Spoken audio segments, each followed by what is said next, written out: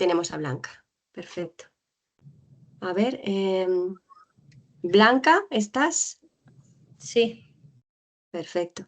Bueno, os recordamos a todos que tenéis que tener el micrófono apagado para que no moleste la participación de nuestros ponentes. Bueno, pues os damos la bienvenida a todos a este que es nuestro último webinar del curso 24-25 de Aciertas. Como sabéis, Aciertas es una iniciativa de COSCE, de la Confederación de Sociedades Científicas de España, y lo que hacemos es poner en contacto a los expertos que más saben con los docentes, que son los que van a transmitir ese conocimiento en sus aulas de ciencias en institutos y colegios. Entonces, hoy tenemos con nosotros a dos ponentes de excepción. Como sabéis, tenemos a Lluís Montoliu, que es licenciado y doctor en Biología, investigador del Consejo Superior de Investigaciones Científicas en el Centro Nacional de Biotecnología y del Centro de Investigación Biomédica en Red en Enfermedades Raras del Instituto de Salud Carlos III. Lluís ha sido profesor honorario en la Universidad Autónoma de Madrid durante 20 años y actualmente es profesor honorífico de la Facultad de Biología de la Universidad Complutense también, y ha impartido docencia en muchas otras universidades españolas y extranjeras. Ha sido pionero en el uso de las herramientas CRISPR de edición genética en España y es autor del libro Editando Genes, recorta, pega y colorea, y de genes de colores, ambos publicados por Nextdoor Publishers. En 2006, Lluís fundó la Sociedad Internacional de Tecnologías Transgénicas, que presidió hasta 2014, y ahora mismo es presidente para la investigación responsable e innovación en edición genética. Bueno, tiene muchísimos más méritos y logros que podéis investigar vosotros si queréis, pero bueno, ya supongo que todos habéis oído hablar de él. Y tenemos también con nosotros, bueno, hola, Lluís, bienvenido. Hola, buenas tardes, Laura, y buenas tardes a todos. Gracias por estar aquí. Y tenemos también con nosotros a Blanca Puig, es profesora titular de la Universidad en la Facultad de Ciencias de la Educación, Universidad de Santiago de Compostela. Su investigación se desarrolla en el área de didáctica de las ciencias experimentales en el grupo de investigación de referencia competitiva RODA, Razonamiento, Discurso y Argumentación. Desarrolló su tesis doctoral sobre la enseñanza y aprendizaje del modelo de expresión de los genes, por lo que obtuvo un premio extraordinario. Entonces, bueno, pues también va a tener muchas cosas que contarnos y mucho material interesante para nuestros docentes. Bienvenida, Blanca, gracias por estar aquí. Hola, bienvenida. Bienvenida, no, digo buenas tardes, muchas Tú gracias. tú no tienes tu cámara, Blanca, tú sí, póntela si puedes y si no te la intento poner yo. Bueno, pues vamos a comenzar, ya sabéis cómo es la estructura de nuestros webinars. Primero nos va a hablar Lluís, luego hablará Blanca y después tendremos un espacio para el debate y para que podáis hacer vuestras preguntas. Así que cuando quieras, Lluís. Pues muy bien, buenas tardes a todos. Ante todo, muchas gracias a Laura, a Perla, a COSCE por promover esta iniciativa Aciertas tan interesante. Yo doy muchísimas clases en institutos de educación secundaria y lo que hago también es compartir las diapositivas. Por lo tanto, las que voy a usar hoy se las voy a enviar a Laura para que las comparta después y las podáis usar en vuestra clase y en donde queráis. Entonces, vamos a ver si comparto todo lo que necesito. Y vamos a lanzar. Confírmame, Laura, que ves la primera diapositiva. Sí, se ve perfecto, sí. Bueno, pues vamos a ver cómo enseñamos la edición genética en las aulas. Lo primero que hay que decir es que tenemos un referente en España al cual hay que enseñar a nuestros alumnos porque está aquí entre nosotros, ¿no? Es Francisco Juan Martínez Mojica, Francis Mojica, microbiólogo de la Universidad de Alicante, que fue el que empezó a trabajar en las salinas de Santa Pola, en Alicante, intentando entender estos microorganismos que, a diferencia de la mayor parte de bacterias que mueren en presencia de sal, estos les encanta la sal y son los que tiznan de color rosadito las salinas. ¿Qué hacía Francis hace unos 30 años? Hace 32 años exactamente.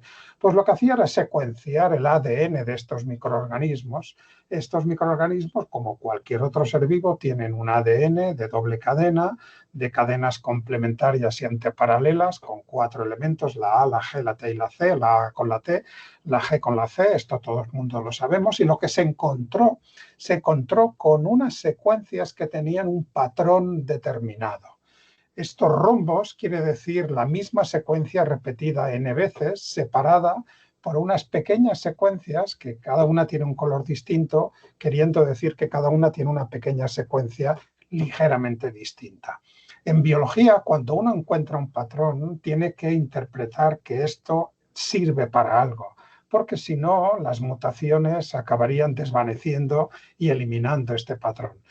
Francis, a diferencia de los demás, se dedicó a estudiar esta organización tan peculiar del genoma de estos microorganismos, y lo que hizo fue describirlo, y lo describió en inglés, y así salió la palabra repeticiones cortas palindrómicas, que se leen igual del derecho que del revés, como la palabra radar, agrupadas y regularmente espaciadas. En inglés, Cluster Regular Interspersed Short Palindromic Repeats, que es la palabra CRISPR, que para pronunciarla tenemos que incluir la letra E.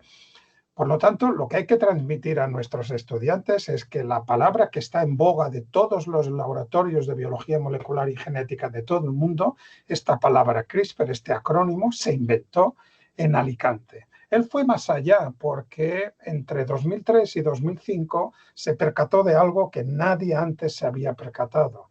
La gente se dedicaba a contabilizar el número de repeticiones, pero Francis se dio cuenta que lo importante estaba en estas pequeñas secuencias de colores, que cada una tenía una secuencia distinta. Fue el primero en darse cuenta que eran fragmentos del genoma de virus que infectan a las bacterias. Y esto lo unió a otra observación muy interesante, que cuando una bacteria tenía un fragmento de un virus determinado, esa bacteria era resistente a la infección por ese virus.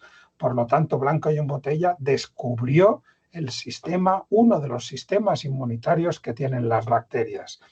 Este resultado fue tan espectacular que casi nadie le creyó. Además, viniendo de España, desde Alicante, sin colaboradores extranjeros, le costó casi 2 años, y en 2005 acabó publicando este artículo en una revista probablemente inferior de donde debería haberla publicado, pero esta revista, en la cual describía pues, este sistema que usan las bacterias para defenderse de los virus que infectan a las bacterias, que son los bacteriófagos. Este artículo leyeron 2 investigadoras, Emmanuelle Charpentier y Jennifer Doudna, que unos años después convirtieron esa observación de Francis en una herramienta de edición genética.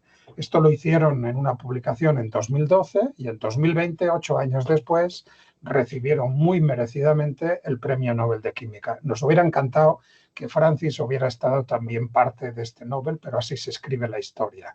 En realidad, no era solamente Francis, Emmanuelle y Jennifer, hay como por lo menos 12 investigadores e investigadoras que durante 20 años desarrollaron esta conversión desde el sistema inmunitario de la bacteria a una herramienta de edición, e incluso un 13º investigador que en los últimos años ha tenido una importancia superlativa, como veréis a continuación. ¿Qué hacen estas herramientas? Acordaros que es una herramienta biológica que la bacteria lo usa para defenderse del virus, por lo tanto son nucleasas. Eso quiere decir que son enzimas que cortan ácidos nucleicos, es decir, son enzimas que son capaces de atacar el genoma de los virus.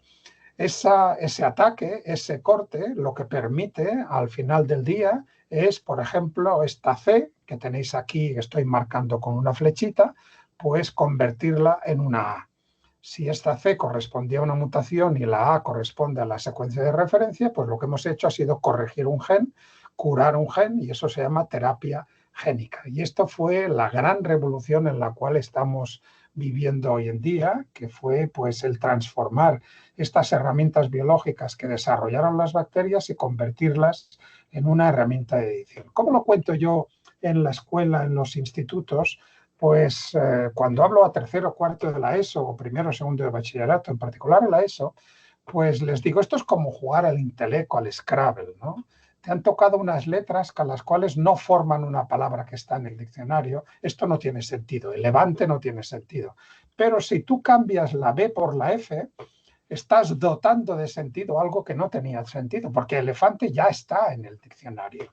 Y puedes hacer cosas más interesantes, porque si cambias la F por la G, estás generando otra palabra con un sentido, con un significado totalmente distinto, ¿no? Cuando hablo también a alumnos de institutos, pues la edición se explica como la corrección de un texto cuando uno escribe, ¿no? Por ejemplo, si estoy visitando Burgos y digo, Burgos es una de las cumas de la humanidad. Claro, esta M me chirría porque me he equivocado y la tengo que cambiar. Esta M lo primero que tengo que hacer es cortarla y lo segundo que tengo que hacer es tengo que pegar la letra que corresponde, que en este caso es una N, hasta crear la frase que ya tiene sentido. Burgos es una de las cunas de la humanidad. Es otra de las maneras de explicar que lo que hacemos al editar el ADN, el genoma, no es nada distinto a lo que hacemos cuando editamos un texto en cualquier escrito que estamos editando. ¿Cómo funcionan en realidad? Pues bueno, lo primero que hay que decir es que en las CRISPR coinciden las proteínas, el ADN y el ARN, las tres moléculas que se explican en clase, ¿no? El ADN, que es el que está el material genético en el núcleo, que se transcribe en forma de ARN, que es el mensajero, que sale al citoplasma y que se traduce en forma de proteína. La proteína Cas es una proteína CRISPR asociada en inglés, de ahí la palabra Cas, y es la nucleasa que corta. No corta al azar, sino que corta donde le indica esta molécula de ARN, que es como la guía, y así le llamamos, la guía de ARN. Por lo tanto, es una tijera programable, porque la misma tijera puede cortar en cualquier secuencia que queramos, solamente tenemos que cambiar la secuencia de la guía. Así es el esquema que yo les muestro, en el cual vemos esta mancha amarilla, que es la nucleasa, que corta el ADN en las dos cadenas, los dos triangolitos, lo corta, pues siguiendo con el ARN guía, que está aquí de color azul. Claro, ¿cómo convertimos un corte en una inactivación o una edición? Bueno, pues lo que hay que saber es que cuando se corta el ADN en las dos cadenas, saltan todas las alarmas en la célula porque hay que repararla lo antes posible, ¿no? Y las células nuestras y las de las plantas, las de cualquier ser vivo, tienen dos sistemas de reparación. A vuestra izquierda, pues mal y pronto. Es decir, vamos a meter y a sacar nucleótidos hasta que una A quede delante de alguna T, o una G delante de alguna C y podamos restituir la continuidad. Como habremos quitado y metido letras nuevas, lo más normal es que el gen se inactive. Y esto es positivo porque hay muchas enfermedades que cursan con la sobreexpresión de un gen que no debería estar expresado.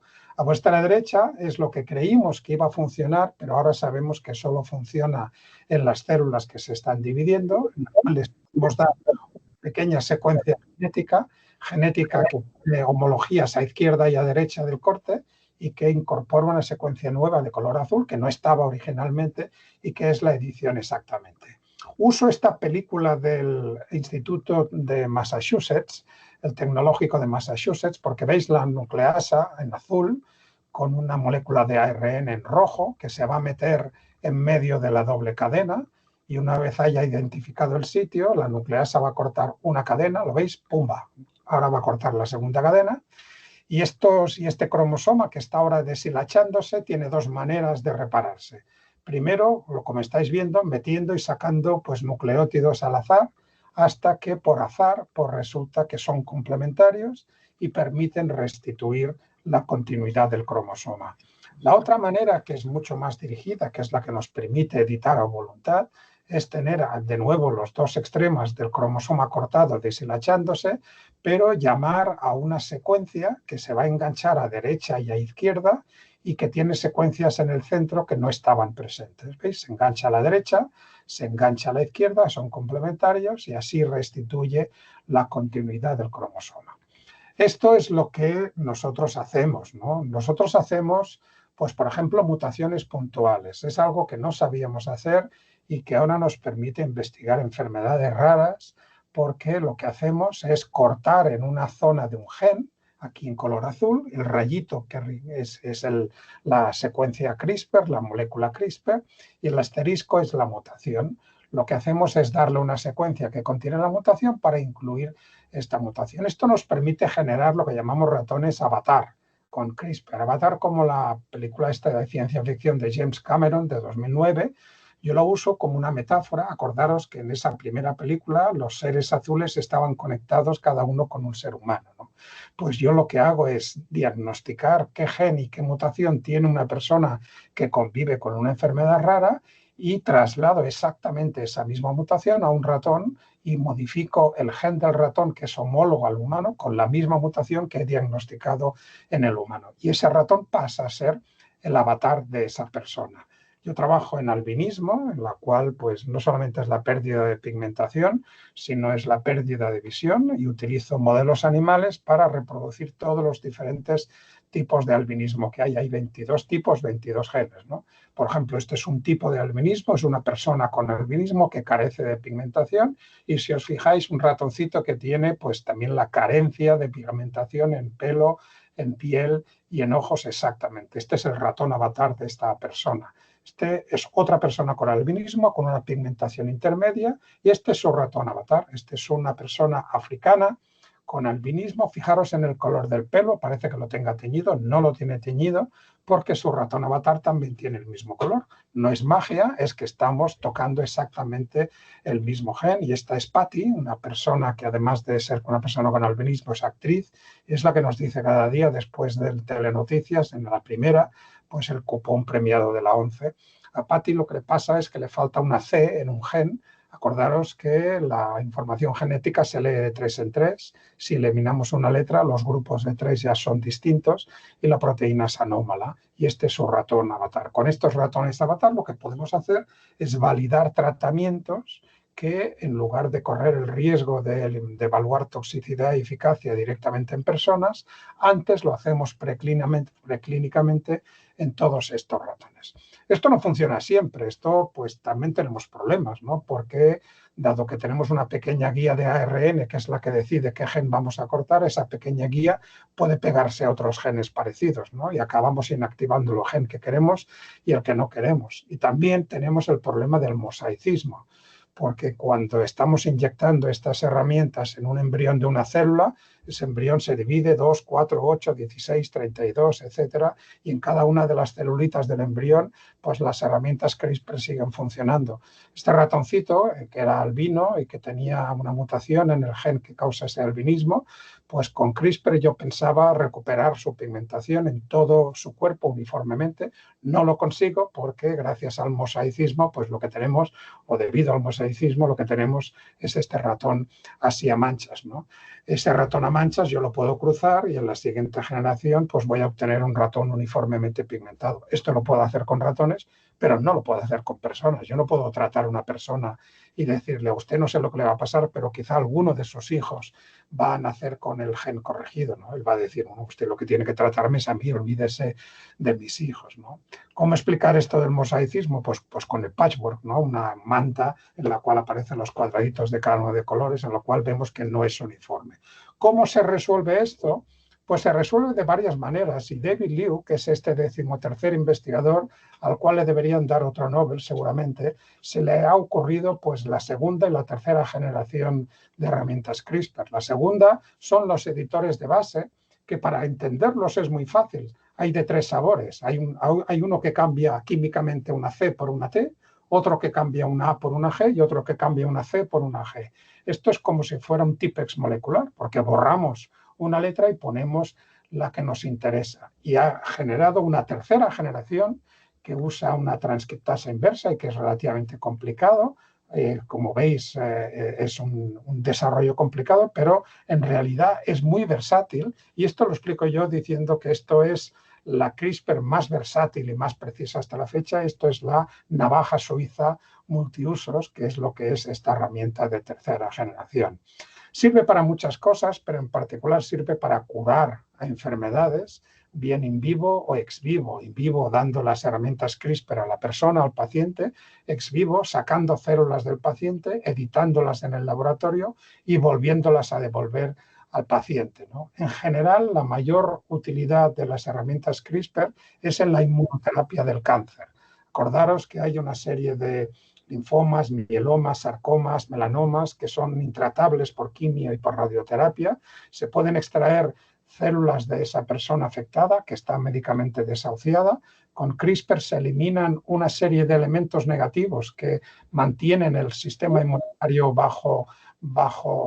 sin estar manifestando todas sus posibilidades, y así si eliminamos este freno, lo que conseguimos es un sistema inmunitario más agresivo que es capaz de luchar directamente contra las células cancerosas. Esto es lo que ocurrió con Eliza, esta niña británica que tenía una leucemia linfoblástica aguda intratable y que gracias a la tecnología de editores de base, de CRISPR de segunda generación, en mayo de 22 fue tratada y sobrevivió. Y eso también es el caso del primer y único hasta el momento terapia génica probada con CRISPR. Es para tratar una enfermedad grave de la sangre, que es la anemia falciforme, en la cual pues, las personas necesitan transfusiones constantes y tienen muchos dolores porque los glóbulos rojos cambian de forma y colapsan y obliteran los diferentes vasos sanguíneos.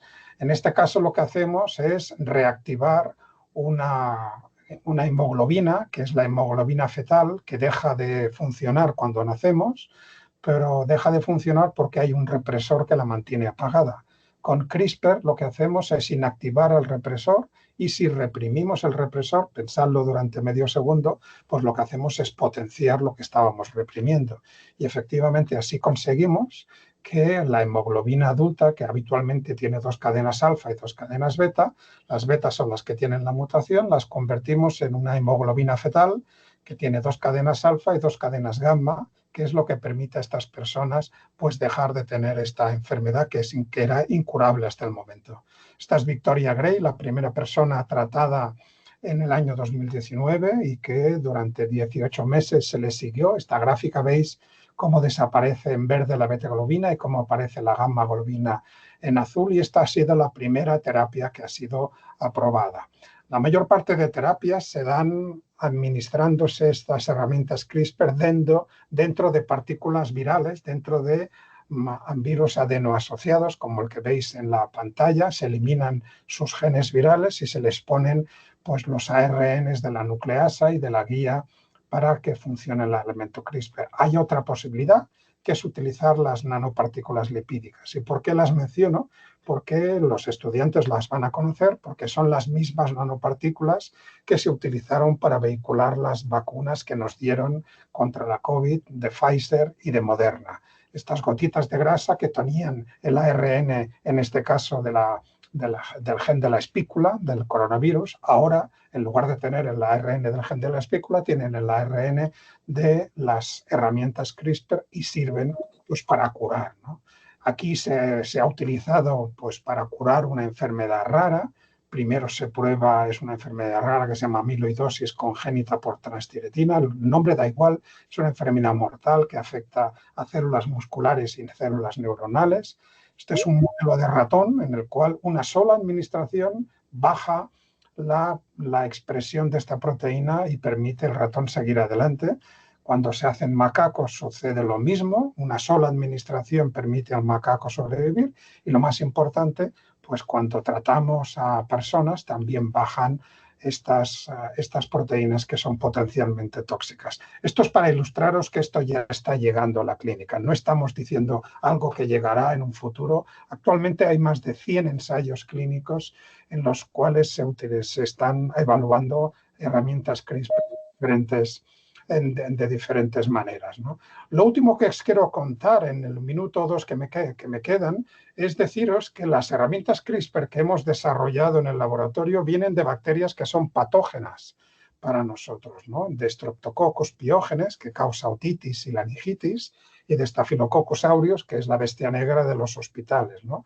Matthew Porteous fue el primero en darse cuenta de que si utilizábamos estos sistemas CRISPR de estas bacterias, muchos de nosotros ya hemos estado infectados. ¿Quién no ha tenido un mal de oído, ¿no? ¿Quién no ha tenido una laringitis, ¿no? Entonces él asumió ciertamente que necesitábamos CRISPR de otras bacterias que no hubieran tenido contacto con las personas, ¿no? Entonces hubo muchos equipos de investigadores que se liaron a buscar bacterias en el desierto de Atacama, en la Antártida, en la fosa de las Marianas o en Yellowstone, ¿no? En sitios donde las bacterias no han tenido contacto con las personas. Nosotros con Francis Mojica no nos fuimos tan lejos, no tenemos dinero para irnos a la Antártida, pero sí que pudimos evaluar bacterias que estaban en el Hondo, que es una laguna que está en Elche, detrás de la casa donde vive Francis, y fijaros, las bacterias están por todos los lados y descubrimos un nuevo sistema CRISPR que en esta laguna.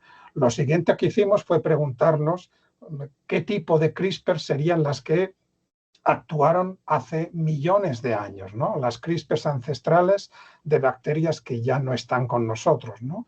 Y acordándonos la pequeña historia de nuestro planeta, que lleva 4.500 millones de años, lo que hicimos fue intentar sacar secuencias de nucleasas de 37, 137, 200, 1000 y 2.600 millones de años. No hay registro fósil más allá de 2 millones de años en cuanto a ADN, pero lo que sí podemos hacer es resucitarlas mediante un procedimiento estadístico. Y esto es lo que hicimos con Raúl Pérez, ¿no?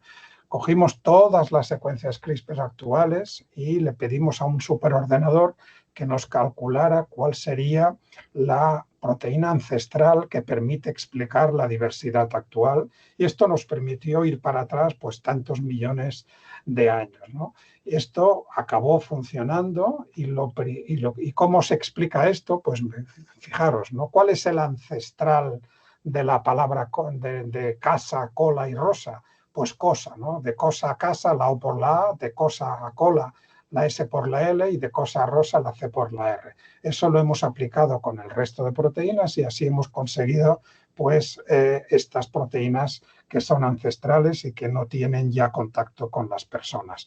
Lo último que os quiero recomendar es este sitio web del Instituto de Innovativa Genómica de la Universidad de California en Berkeley, que es una verdadera enciclopedia de CRISPR, donde tenéis un montón de imágenes que son de libre distribución y que podéis usar para vuestras clases. Y hasta aquí lo que os quería contar. Bueno, muchísimas gracias, Lluís, muy súper interesante. Ya sabéis que, bueno, dice Lluís que él comparte sus presentaciones, ¿verdad? Así Claro. que lo pondremos en la web de Aciertas, pondremos esta presentación por si hay alguna cosa que queréis volver a retomar y de todas maneras ya sabéis que grabamos nuestros webinars, entonces también tendréis el vídeo disponible. Bueno, entonces ahora vamos allá con Blanca. Hola. A ver, Hola, Bien, Blanca. perdonar por todos los problemas técnicos. No sé si, bueno, tengo un día agafado, a veces pasa Perfecto. con la tecnología. Espero que pueda compartir la presentación. A ver. Bueno, ahora mismo te estamos viendo fenomenal, Blanca. He actualizado el sistema. Bueno, Vale.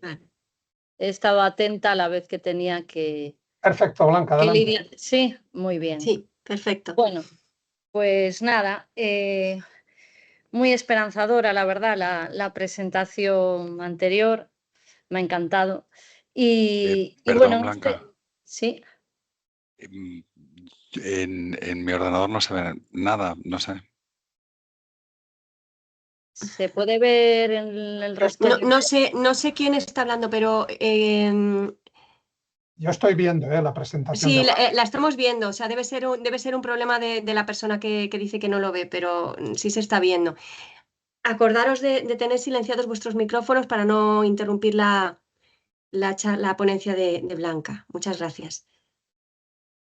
Bueno, de todas maneras, como Lluís, mi presentación ya previamente la había compartido con Laura y Sí. evidentemente son materiales que pretenden un poco servir para dar apoyo docente y en este caso, bueno, aprovecho para dar las gracias por compartir y por tener la oportunidad de participar en este tipo de eventos que creo que son muy importantes, no solamente por dar a conocer los avances de la investigación, sino de ver cómo desde la investigación y en concreto en el campo de estudio donde, bueno, vengo trabajando desde hace unos años, que es la didáctica de las ciencias experimentales, pues ponemos interés en que cuestiones como estas, ¿no? Como la genética, en el caso de mi ponencia, la expresión de los genes, lleguen a las aulas de tal forma que el alumnado tenga herramientas no solamente para poder explicar fenómenos y cuestiones de la cotidianidad, sino para combatir aspectos que, bueno, que veremos en mi presentación, que son importantes y que tienen que ver con el determinismo genético y que afecta a diferentes esferas y situaciones de la vida. Entonces, un poco para situarnos. Bueno, veíais que la portada de mi presentación, pues en realidad me hizo bastante ilusión, recoge una ilustración que forma parte de mi tesis doctoral. Blanca, perdóname, Blanca, es que me están escribiendo en el chat varias personas que no ven la presentación, que no es una, me están escribiendo ya 4, 5, 6 personas que no la ven. No sé si ponerla yo en el mío. Yo la estoy viendo, ¿eh? Sí, yo también la veo, lo que pasa que ya 1, 2, 3, no sé, hay aquí unas cuantas personas en el chat que dicen que no la ven. En general, se En recomienda. general, ¿se ve? Lo podéis, en el chat podéis decir, es que no lo sé cómo se ve, hay personas que la ven y personas que no. Esto es una cosa muy curiosa, ¿no? Sí. Esto no puede ser. Esto no puede Bueno, ser. mira, los que no la veáis, yo creo que lo mejor es que salgáis y volváis a entrar. Yo os admito rápidamente cuando estéis en la sala de espera. Yo creo que esto va a ser lo mejor, sí. Ya no te interrumpo más. Discúlpame, Blanca. Ya está. No te preocupes. Bueno, volviendo un poco hacia atrás, comentaba que la expresión de los genes, el modelo de expresión de los genes fue la temática central de mi tesis doctoral. Hace más de 12 años que inicié el trabajo de investigación sobre cómo mejorar los procesos de enseñanza y aprendizaje en genética, pero más específicamente en lo que se refiere al modelo de expresión de los genes en aulas de secundaria. Tengo que decir que, bueno, soy gallega, ahora mismo trabajo en la Universidad de Santiago y la mayor parte de los datos y materiales que vais a poder ver se desarrollaron en Galicia, en aulas de secundaria de Galicia. Entonces, en mi presentación, básicamente, que será breve, pues pretendía un poco dar una idea de cuál es la situación actual de la enseñanza del modelo de expresión de los genes, bueno, qué desafíos comporta su enseñanza y su aprendizaje en el aula y qué propuestas e intervenciones hemos venido desarrollando desde la investigación en didáctica de las ciencias para ayudar a mejorar la comprensión de este modelo a la vez que ayudamos a desarrollar pues, pensamiento crítico ante el determinismo genético, ¿no? Entonces, me imagino que muchos de los que estáis escuchando esta charla os dedicáis a la docencia o tenéis pasión por la docencia o os estáis preparando como futuros docentes, ¿no? Entonces, quizás la primera pregunta ante esta presentación sería, bueno, esto del modelo de expresión de los genes, pues ¿por qué es importante? ¿Qué explica? ¿En qué medida yo como futuro docente o como docente en activo pues tengo que tener atención a este modelo? ¿Y qué relevancia cobra, si cabe, hoy en día cuando estamos expuestos a una sobrecarga informativa donde se pone en cuestión muchas veces los modelos científicos, ¿no? Entonces, antes de nada, decir que el modelo de expresión de los genes, como veis aquí representado, es un modelo que lo que pretende explicar es la manifestación de determinados caracteres fenotípicos como resultado de una interacción entre los factores ambientales y los genes. Entonces, este modelo es muy relevante e importante de cara a poder explicar no solamente características humanas como podrían ser la estatura, el peso corporal, sino desempeños que podrían tener que ver pues, con el rendimiento académico u otro tipo de desempeños, por ejemplo, en el ámbito musical, que vienen explicados por este modelo. Pero es que además entender este modelo es crucial de cara a poder hacer frente a las posiciones deterministas. Es decir, y de forma muy sintética, evitar pensar que la genética sea interpretada, mal interpretada, mejor dicho, como estar predestinado a. Es decir, no podemos inferir, ¿no?, cómo son las relaciones fenotipo y genotipo y muchas veces pensamos que la genética lo determina todo, ¿no? Entonces, ¿cuál es el panorama actual? Bueno, somos conscientes, seguramente todos los que estamos aquí, de que estamos ante una nueva ley educativa, la LOMLOE, que trajo como novedad las situaciones de aprendizaje. Esto nos obliga a todos los que estamos formando al futuro profesorado, a las personas que estamos en aulas, a utilizar situaciones de aprendizaje, es decir, contextos que sean significativos a la hora de enseñar. En el caso del modelo de expresión de los genes, esto ya se venía haciendo. Bien, el modelo de expresión de los genes, bueno, tiene que ver directamente con contenidos que forman parte de los bloques de genética y evolución que aparecen por primera vez, e insisto, por primera vez en el currículum de secundaria en cuarto de la ESO. Entonces, son muchos, digamos, los desafíos a los que nos enfrentamos cuando queremos enseñar este modelo. El primero es que, a pesar de que tenemos un currículum competencial, los saberes básicos no se han modificado prácticamente nada. Es muy conservador en este sentido, de tal forma que solamente aquellos estudiantes que opten por hacer un itinerario científico tomarán contacto, tendrán un contacto con la genética. Y más en concreto en primero de BAC, que es donde se profundiza más en estos aspectos. Eso significa que una parte de la población y del alumnado que estamos preparando no tendrá herramientas básicas de genética para hacer frente, pues, a cuestiones que veremos ejemplificadas en las actividades, ejemplos que voy a presentar, ¿no? Por otro lado, cabe decir que los libros de texto que se han venido analizando, tenemos que señalar aquí que la investigación en didáctica de la genética, la enseñanza de la genética, es un cuerpo bastante robusto. Se ha venido investigando las diferentes dificultades que hay en el aprendizaje y enseñanza ya desde los años 80. Bueno, pues los libros de texto, aun a pesar de la insistencia por parte de la investigación y expertos, continúan incorporando actividades y ejemplos que en buena medida no ayudan a que los estudiantes identifiquen los factores ambientales a la hora de aplicar el modelo de expresión de los genes, y existen escasos ejemplos de actividades donde se haga una referencia explícita al determinismo. Esto fue un estudio que se hizo ya hace mucho tiempo, pero las cuestiones que estoy aquí planteando siguen estando muy vigentes y siguen siendo problemas sin resolver. Hablamos de un estudio del 2015 que posteriormente volvimos a analizar en el 2020.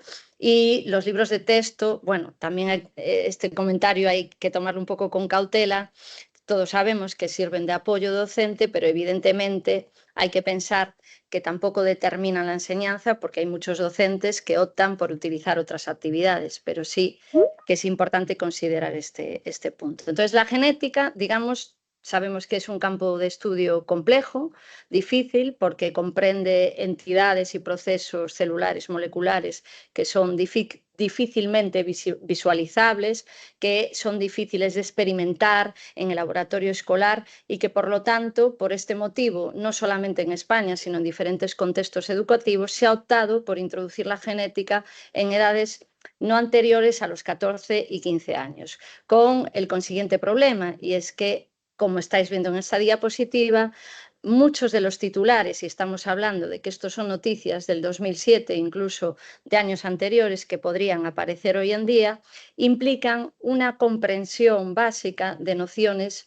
que forman parte del modelo de expresión de los genes, como la noción de genotipo, fenotipo, proteínas y todos los procesos involucrados. Estas noticias, que no tratan de reflejar bulos, porque no lo eran, sino cuando la pseudociencia se utiliza, en este caso, para justificar que determinadas conductas, determinados comportamientos o incluso desempeños, como decía antes, ¿no?, en el rendimiento académico, están exclusivamente, y digo exclusivamente, determinados por la genética. Bueno, todo esto sigue muy vigente hoy en día, sobre todo en los estadios de fútbol, donde, bueno, el racismo tiene que ver con una interpretación determinista del modelo de expresión, más allá de entender que el jugador de turno lleva la camiseta de determinado equipo y que hay un efecto de masas y de rivalidad, ¿no? Bueno, entonces, partiendo de esta situación en la que entendemos que educar contra el determinismo es clave y que para ello necesitamos enseñar el modelo de expresión de los genes, bueno, pues tendríamos que replantearnos si sería importante hacerlo en edades más tempranas, como decía. Cuando yo inicié mi investigación de tesis, no solamente aparecían todos esos titulares, sino que aparecía este titular que forma parte de un premio Nobel, James Watson, que afirmaba que los negros, las personas negras, eran menos inteligentes que las blancas, exclusivamente por su genética. Bueno, James Watson fue uno de los que recibió el premio Nobel por descubrir la estructura de la doble hélice del ADN.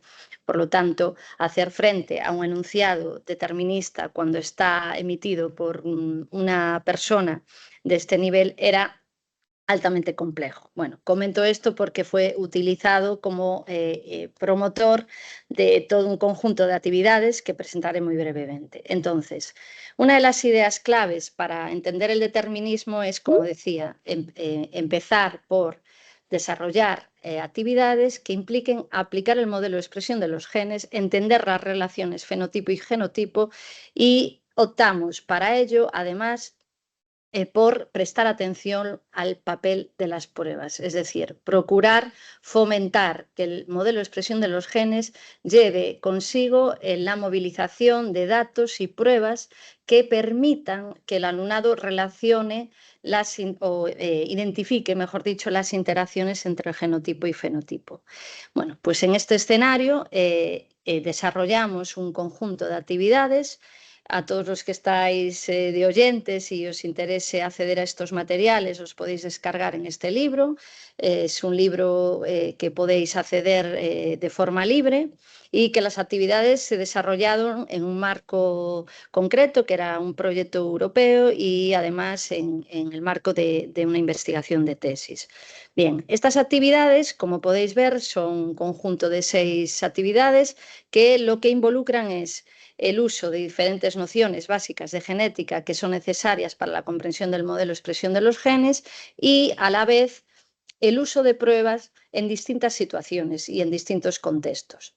Bien, decía antes que sería adecuado empezar siempre por modelos o ejemplos donde esta relación entre el genotipo y el fenotipo sea fácilmente identificable o sea familiar para el alumnado. En este sentido, bueno, proponemos como ejemplo, como decía antes también, para empezar, trabajar el ejemplo de la estatura.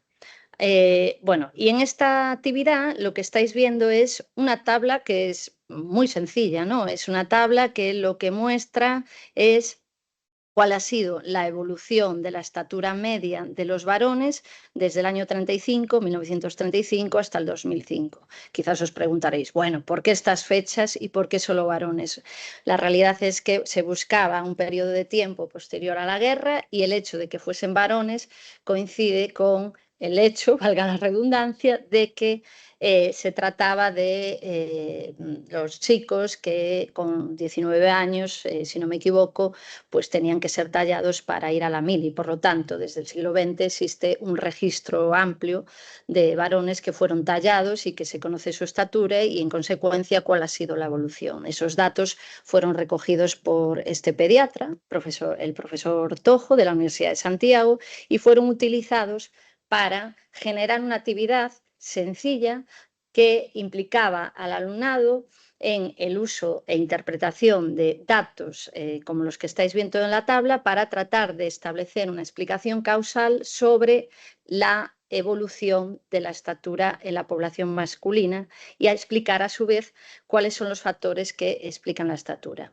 Podríamos pensar, como docentes, que esta tabla es fácilmente interpretable y que no conlleva ningún problema. Sin embargo, bueno, no siempre es así, ¿no?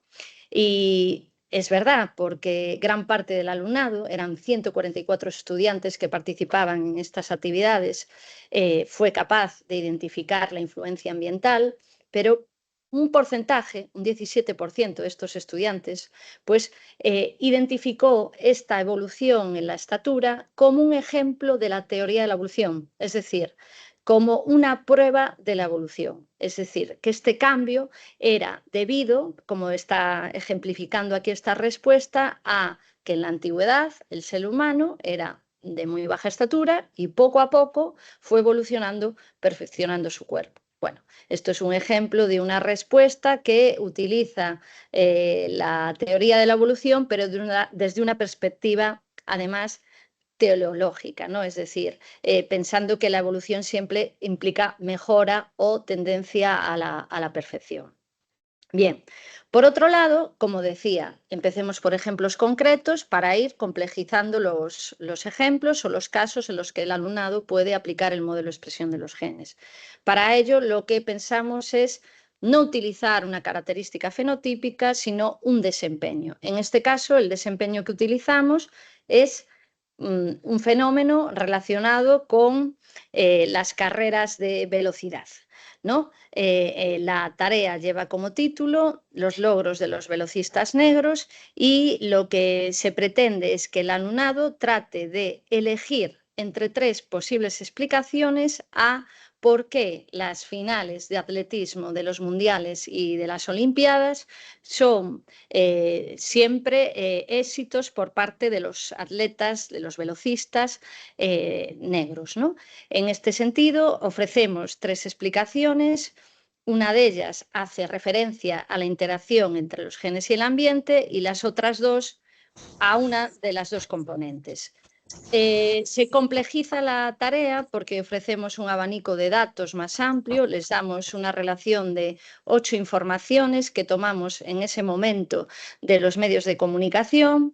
De todas ellas, cabe decir que no presentan el mismo estatus epistémico en el sentido de que unas son efectivamente datos que están apoyados en pruebas científicas frente a otros que son opiniones. Por ejemplo, como dato del ambiente, ofrecemos este ejemplo de las propiedades del ñame. Sabemos que muchos de los velocistas y corredores que llegan a las finales en los mundiales y en las olimpiadas proceden de Jamaica.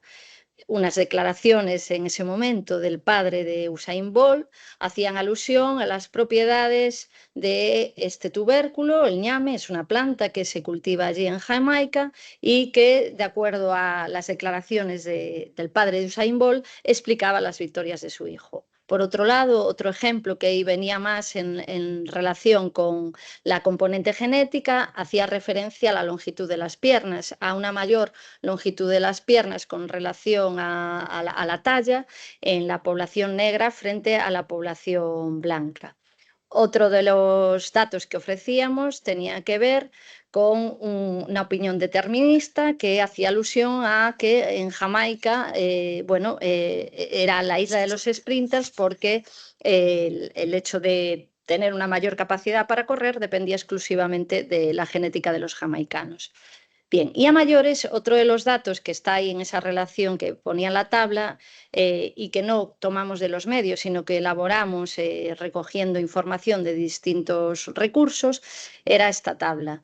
Ofrecíamos una tabla de los medallistas de oro de atletismo en los 100 metros lisos masculinos con el objetivo de que el alumnado fuera capaz de darse cuenta de que todos ellos eran su color de la piel negra, pero es que además todos ellos habían sido entrenados no en África, sino en países desarrollados donde los medios y la tecnología, como aparecía en otros los datos aportados, o las facilidades, las zapatillas y demás deportivas y el entrenamiento y la inversión en este sentido era infinitamente mayor, ¿no?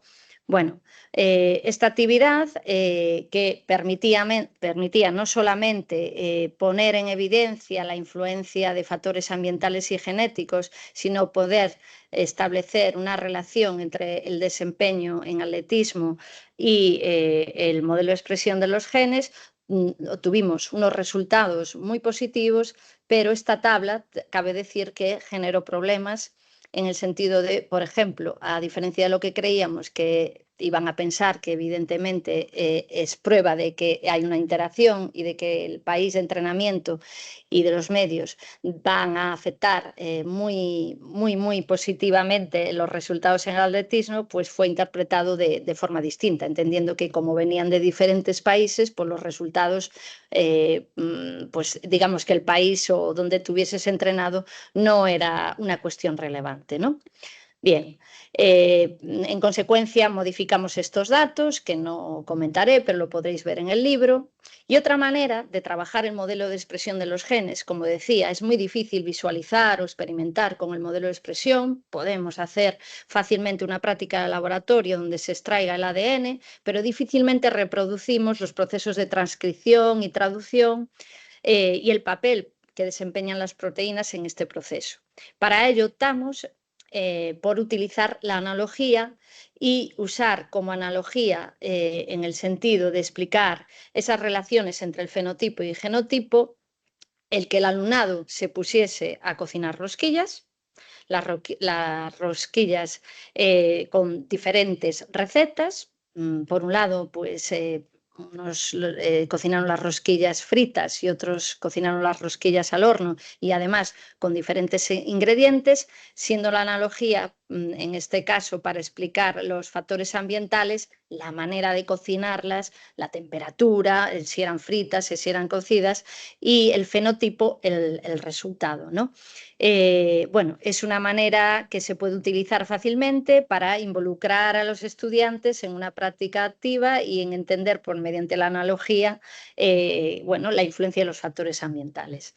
Pues bien, como decía antes, el tema del modelo, el modelo de expresión de los genes es altamente complejo. Los resultados que obtuvimos durante las actividades que se desarrollaron en distintos centros fueron positivos, pero con dificultades a la hora de reconocer, en algunos casos, como decía, la influencia del ambiente y de superar la visión determinista. Y pensando también que el hecho de practicar la argumentación y de utilizar la analogía para ver la influencia del ambiente no era suficiente. Así que en una siguiente investigación, la tesis doctoral de Noah Heitos, que podéis ver aquí en esta diapositiva, decidimos que el modelo de expresión de los genes no solamente se tiene que aplicar, no solamente se tiene que aprender por analogía y hemos de argumentar con él, sino que hemos de saber cómo construirlo. Y para ello lo que decidimos fue proponer una serie de actividades, en este caso, bueno, una actividad en donde les dábamos un kit de modelización con material sencillo. Hemos de pensar siempre que el profesorado de secundaria y en los centros los materiales tienen que ser fácilmente accesibles, que el alumnado disponía para representar las diferentes entidades y entes moleculares y celulares que participan en el proceso de expresión de los genes. Además, considerábamos que era importante utilizar otro contexto, es decir, no solamente las características y los desempeños, sino llevar la aplicación del modelo de expresión de los genes al contexto de las enfermedades. Tal y como señala este autor y estudios que indican sobre esto, el modelo o el uso determinista del concepto de gen podría dar lugar a errores como la identificación de enfermedades monogénicas como determinadas exclusivamente por un gen, sin contemplar la epigenética y el ambiente en su desarrollo. Teniendo en cuenta esta cuestión y que previamente no habíamos introducido las enfermedades, decidimos abordar como ejemplo de enfermedad monogénica y que estaba altamente relacionada o con la que el alumnado se podría identificar, una enfermedad que afecta a los animales, en concreto a los cerdos. La hipertermia es la hipertermia maligna. Y en este sentido, bueno, decía que el alumnado se podía reconocer porque el estudio se llevó a cabo en un centro donde la actividad principal era agropecuaria y, bueno, hay muchos padres y familias cuya actividad principal pues depende de esto y existían muchas muchas granjas de cerdos en esta zona donde se ubicaba el instituto donde trabajamos. Entonces, esta actividad que lleva como título, ya veis que todas parten de una pregunta que lleva a la resolución de un problema mediante la aplicación del modelo, ¿no? Pues en este caso, lo que tienen que resolver es este problema auténtico que tiene que ver con la muerte de cerdos, los cerdos de Martiño, en este caso, al ser transportados desde la granja de cría a la granja de cerdo. Digamos que esta mortalidad que se produce, esto es un fenómeno real, es debido, como decía, a una enfermedad con componente genético, que es la hipertermia maligna, y que se desencadena en estos animales que tienen una mutación, pero cuando sufren episodios de estrés, y estos episodios de estrés pueden incluso inducir la muerte, ¿no? Entonces, utilizando este contexto, lo que hacemos es facilitar una tarea que se divide en diferentes partes, como las que estáis viendo aquí, y que expone al alumnado a diferentes procesos que tienen que ver con el ser capaces de usar datos para formular hipótesis sobre las posibles causas de la muerte de los cerdos. Bueno, este trabajo también lo podéis ver en una publicación en abierto que os animo a consultar porque podéis usar a la actividad y trasladarla al aula. A usar pruebas en el sentido de contrastar sus hipótesis y a dar recomendaciones sobre cómo reducir la mortalidad. Pero hay un componente nuevo también. Decíamos que el alumnado ha de poder aplicar el modelo, ha de poder construir el modelo, ha de poder usar la analogía para explicar el modelo, pero en este caso ha de poder evaluar un modelo. Es decir, queríamos también poner al alumnado en situación de evaluar un modelo determinista, como el que estáis viendo ahí, ¿no? Y ver en qué medida el haber sido instruidos en nociones básicas de genética, pues les permitía hacer frente a un modelo determinista que presentábamos como válido para explicar este caso que acabo de comentar de los cerdos, ¿no? Con el resultado que nos encontramos, y es que como era esperable, es más complicado construir que criticar modelos, y la visión determinista aparece cuando se ejecuta la crítica al modelo. Bueno, evidentemente, como decía al principio de la presentación, la genética es un tema, es un ámbito de estudio complejo. El modelo de expresión de los genes sigue siendo un tema que no está resuelto. El modelo de expresión de los genes puede aprenderse, como acabo de ilustrar, de forma activa en contextos próximos, pero su elaboración, su aplicación, no siempre garantiza una adecuada transferencia, puesto que las representaciones sociales, y en este caso me refiero a aquellas que apoyan las desigualdades sociales, por ejemplo, y posiciones deterministas, son, como señalan diferentes investigadores, muy resistentes al cambio, y es posible incluso que una persona en un determinado contexto pues tenga una visión o una expresión que se apoye en un modelo determinista y en el aula maneje el modelo adecuado, ¿no? Bueno, tenemos que prestar atención a esta cuestión. Por otro lado, entendemos que el determinismo tiene que abordarse de forma explícita. Esto es una cuestión clave que ya veníamos advirtiendo y de que se viene señalando en la investigación. En este momento hay diferentes grupos que están trabajando en la enseñanza de genética también en este sentido, integrando todo lo que tiene que ver con la epigenética, que no he tocado en esta presentación. Pero hemos de realizar este esfuerzo no solamente desde las materias de ciencias, sino desde otras materias, porque el racismo, que está vinculado con el determinismo, y con una comprensión adecuada, en este sentido inadecuada diría, ¿no?, del modelo de expresión de los genes, requiere de un abordaje interdisciplinar, ¿no? Por otro lado, señalar que trabajar la crítica de modelos deterministas podría ayudar a superar las posiciones deterministas, pero como vimos en el estudio donde desarrollamos la actividad sobre el transporte de los cerdos de una granja de cría a una granja de cebo, requiere de tiempo, es complicado y requiere de un nivel sofisticado de pensamiento crítico, y esto requiere de tiempo. Entonces, un poco como cierre y como reflexión, y quizás para el debate, bueno, pues en este contexto en el que nos encontramos de posverdad, que continúa siendo altamente desafiante para los docentes, puesto que estamos continuamente expuestos a informaciones pseudocientíficas o bulos que, bueno, ponen difícil la tarea de enseñar al alumnado cómo aplicar una visión científica o cómo utilizar las pruebas, en este caso, para argumentar las relaciones fenotipo y genotipo, es una cuestión importante a considerar.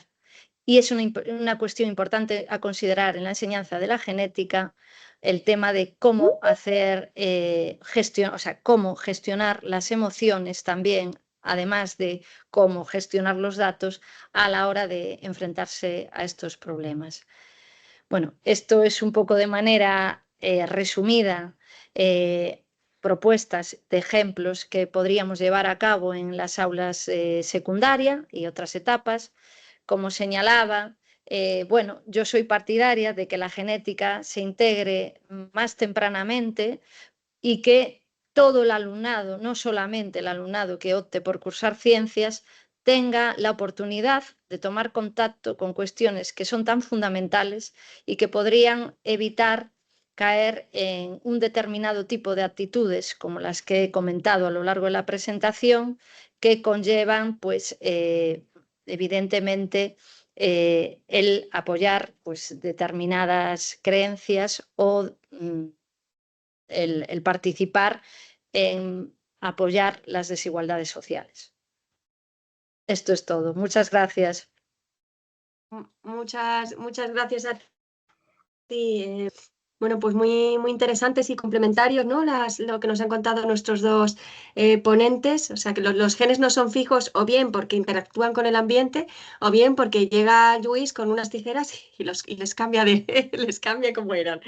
Bueno, vamos a ver, tenemos aquí algunas preguntas. Ya se nos ha hecho un poquito tarde, pero bueno, vamos a intentar hasta donde los ponentes puedan.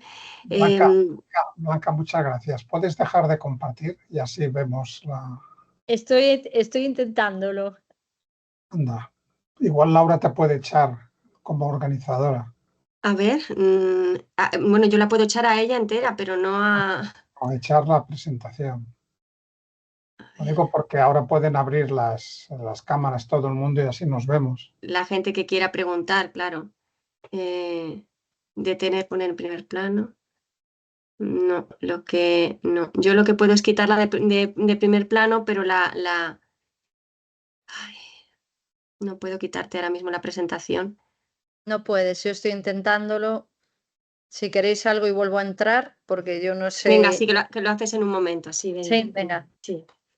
Bueno, pues vamos allá. De todas maneras, la primera pregunta que tengo es para Luis, así que, a ver, nos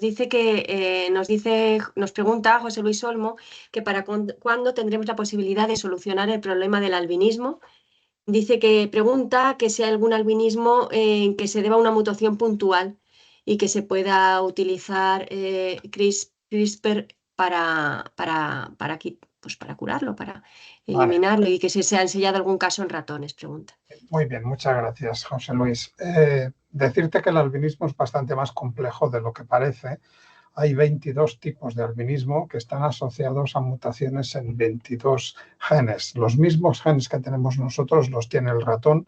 Tenemos modelos de cada uno de los tipos de albinismo y en ratones somos capaces de restaurar la mutación en todos ellos, de forma germinal. Es decir, un embrión que sabemos que es genéticamente albino, si le inyectamos las moléculas CRISPR, va a nacer directamente pigmentado porque restaurará su pigmentación. Esto no lo podemos hacer en humanos porque la única terapia que está aprobada en Europa y en aquellos países como España que firmaron el convenio de Oviedo es la terapia somática en adultos, no la terapia germinal. No podemos modificar el genoma de la descendencia. El problema principal del albinismo no es la falta de pigmentación, sino es la visión tan pobre que tienen. Carecen de fóvea, carecen de visión central y por eso lo que hemos venido estudiando los últimos 30 años en mi laboratorio ha sido cómo podemos incrementar esa visión tan deficitaria. Y para ello, pues no solamente hemos desarrollado estrategias de terapia génica con CRISPR, que estamos validando en ratones, sino también algo muy importante, que está bien que lo contéis en el aula, porque cada vez tiene más importancia, que son las terapias con fármacos reposicionados. fármacos que en su día se aprobaron para tratar una determinada enfermedad, pero que con el paso del tiempo se han descubierto que pueden tener utilidad en otras enfermedades. En particular, para albinismo hay un medicamento que se llama nitisinona. Nitisinona se aprobó hace bastantes años para el tratamiento de otra enfermedad rara, que es la tirosinemia hereditaria de tipo 1, pero como producto secundario, pues lo que producía era un aumento de la tirosina en sangre, y la tirosina es a partir de la cual se sintetiza la melanina. Y se vio en ratones que el tratar ratones albinos con nitisinona permitía que repigmentaran, y se está evaluando si también logran recuperar en parte la visión. Por lo tanto, son diferentes las diferentes estrategias que estamos intentando para abordar, pues si no bien la curación, sino la mejora de la visión de las personas con albinismo. Muy bien, gracias. También hay otra pregunta para ti aquí, Lluís, que dice, pregunta interesante, dice, ¿cuáles son los principales riesgos que tiene esta técnica en humanos? Bueno, vamos a ver, yo los he mencionado, los vais a ver en las diapositivas que Laura os va a pasar. Estamos poniendo en el mismo saco a las herramientas CRISPR. Las herramientas CRISPR las hay de 3 generaciones ahora, y es probable que haya más tipos en breve, ¿no? Las de primera generación son las que conocemos, las que hemos descrito siempre. Las de segunda generación son los editores de base, y las de tercera generación son las de calidad, son la navaja suiza, la que todo lo puede, ¿no? ¿Cuáles son los problemas de la primera generación, que son los estándares? Pues bueno, lógicamente que acabes inactivando o acabes editando un gen que no querías inactivar, por sencilla razón de que es muy parecido, o que generes una multiplicidad de alelos corregidos, no todos ellos sean lo que tú quieres corregir. Esto se resuelve con los editores de bases y con los editores de calidad. Por lo tanto, a medida que vamos aumentando en las generaciones de herramientas de edición genética, vamos solucionando. ¿Hay kits que para los laboratorios? Claro que sí, hay infinidad de empresas que venden los diferentes reactivos, ¿no? Incluso hay personas que de una forma totalmente alegal y nada recomendable están vendiendo kits para la inactivación de genes en bacterias, ¿no? Lo que pasa es que las herramientas CRISPR son muy poderosas y tenemos que tratarlas con respeto. Y parece que les hemos perdido el miedo, y parece que sea muy fácil acudir a uno de estas personas que fabrican estos kits y que los venden, no como una empresa autorizada, sino en plan personal, y con la intención de venderlos sobre todo a colegios para la educación, cuando en realidad están distribuyendo una herramienta que puede ser peligrosísima, sobre todo si uno la utiliza para inactivar un gen que no deberíamos inactivar, un gen que sea esencial para la vida. De la misma manera que yo no puedo llamar a una central nuclear y pedir un isótopo radioactivo y que me lo envíen para explicar radioactividad en la clase, porque no tenemos la licencia para trabajar con radioactividad habitualmente en las escuelas, pues tampoco debería poder solicitar ni comprar herramientas CRISPR. Id con muchísimo cuidado, porque estas herramientas son todopoderosas, son muy potentes,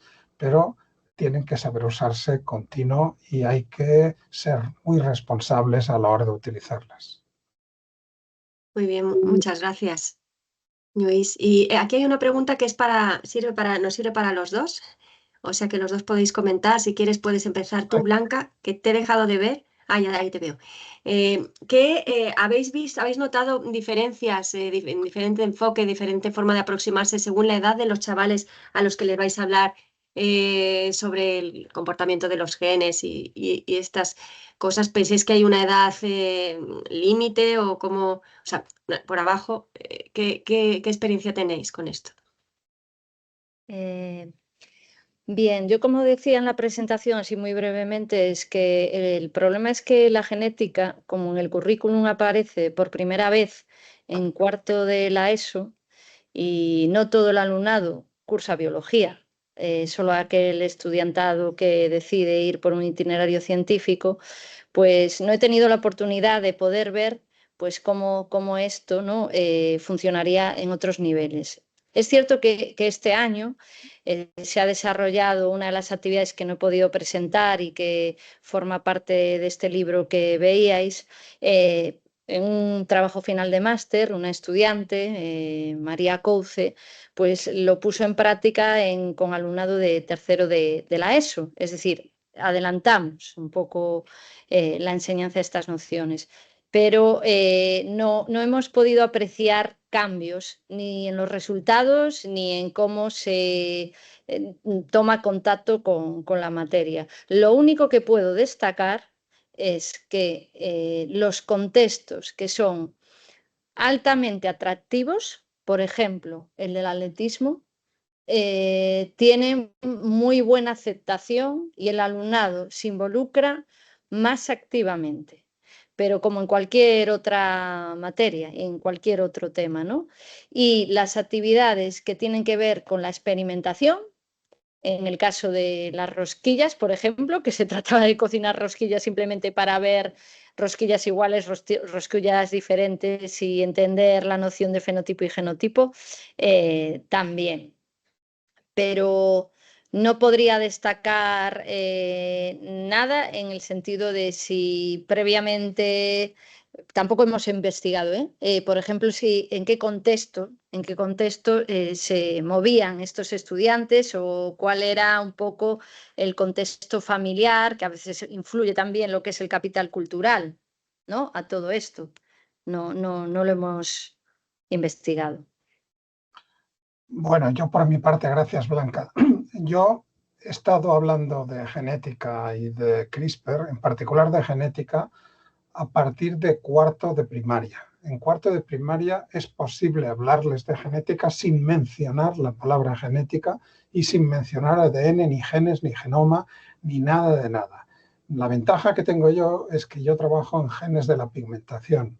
Yo tengo ratoncitos de colores, de todos los colores, con lo cual los niños de una forma intuitiva saben que pues de dos ratoncitos blancos pues salen crías blancas y de dos ratoncitos oscuros salen crías oscuras, etcétera, y se puede complicar esto de diferentes maneras. Cuando hablo de edición genética hablo habitualmente a tercero y cuarto de la ESO, sobre todo en cuarto, donde ya tienen algunas pequeñas nociones de genética. No complico demasiado la charla, no menciono muchas de las cosas que os he contado aquí, lo hago muchísimo más sencillo, con ejemplos directos, y en particular en primero y segundo de bachillerato es cuando menciono un poco más pues, palabras como transcripción, replicación, ADN, ARN, traducción, palabras que no he mencionado en los cursos anteriores.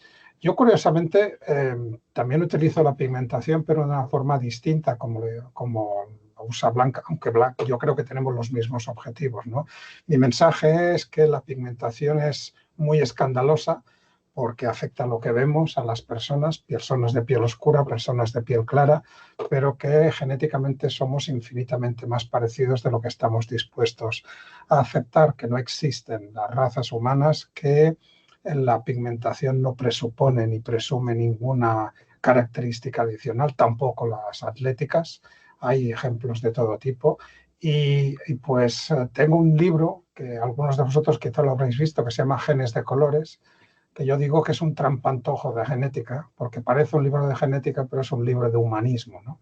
Es un libro en el cual explico pues, los diferentes colores de piel, de ojos y de pelo en las personas, los pelirrojos, etcétera, y también me refiero a animales, a perros, a gatos. Los gatos son muy útiles para hablar de pigmentación, sobre todo para los gatos calicó, que son siempre gatas, etcétera, ¿no? Con lo cual hay muchas maneras de hablar de genética a los estudiantes, y yo siempre rompo una lanza en favor de vuestros estudiantes y me niego a aceptar que los estudiantes no estén interesados en ciencia. Claro que lo están. Si les llegas a conectar, si consigues conectar con ellos, si les emocionas, si les entusiasmas con alguno de estos temas y que ellos lo entienden, hechos a su medida, los vas a tener atentos toda la clase. Gracias, Luis. Bueno, y queda tiempo nada más para una última pregunta, que esta para Blanca. Bueno, es un comentario más que una pregunta, me parece. Bueno, ¿crees que con esto que decías, ¿no? Que si son de ciencias igual se pierden todo esto? Quizás sería interesante añadir una asignatura obligatoria bueno, aquí dice las materias como ciencias del mundo contemporáneo. Era una materia de ciencias para todos los itinerarios, fueran de ciencias o no. Comenta Francisco Castillo. Bueno, yo estoy convencida. Teníamos una materia que hemos perdido, ¿no? Que es cultura científica. Existía otra materia que era ciencias para el mundo contemporáneo, ¿no? Y que permitía, pues, abordar además la genética desde esta perspectiva un poco sociocientífica, ¿no? Que en línea un poco con lo que comenta Lluís. Estoy totalmente de acuerdo. De hecho, un poco mi tesis versa sobre esto, ¿no? Sobre la importancia de entender el modelo de expresión de los genes de cara a hacer frente a posiciones deterministas que tienen que ver con el racismo y con esta idea de que las razas, desde el punto de vista científico, no tienen base científica, no existen como tal, son un constructo social. Y desde luego, ¿no? Y evidentemente decía en la presentación de que quizás sería importante prestar atención a que es necesario que explícitamente, a lo mejor, tenemos que enseñar que las razas, ¿no? O que estas categorías no existen desde el punto de vista biológico, ¿no? Y eso no es solamente responsabilidad de los docentes y de las materias de ciencias, sino que también, porque hay una perspectiva histórica, social, del colonialismo, debe de ser abordada desde otras materias, ¿no? Entonces deberíamos replantear si hemos de recuperar estas materias, porque el objetivo final de la educación es generar cultura y conciencia social para conseguir una sociedad más justa y más humanizada, ¿no? Entonces, la genética es muy difícil. Evidentemente, la invisibilidad, la inaccesibilidad de los fenómenos genéticos, la multiplicidad de niveles implicados en todos estos procesos que abarcan no solamente diferentes niveles de organización, microscópicos, macroscópicos, o sea, esto es muy complejo, pero como traté de reflejar en la medida de lo posible, mediante ejemplos concretos, que para poder entender por qué ahora somos más altos que nuestros abuelos, ¿no? O por qué una persona puede tener unos resultados mejores en el deporte, o por qué una determinada persona tiene un mejor rendimiento académico, necesitamos de alguna noción básica, aparte de evidentemente, una cultura y, bueno, una educación en el sentido de la igualdad social, ¿no? Entonces, bueno, desde luego. Pues muchas gracias, Blanca. Bueno, ya tenemos que cerrar. Aquí todavía hay alguna pregunta. Bueno, nos piden, es que esto es como irresistible, nos piden que recomendéis 2 libros cada uno. Así, muy rápido, ¿qué libros se os vienen a la mente para recomendar de genética para alumnos de bachillerato que consideréis motivadores? O sea, que no sean libros de texto, sino que los chavales se enganchen y digan, uy, qué interesante. ¿Se os ocurre alguno así rápido que podáis decir? Sí, yo los estoy poniendo en el chat.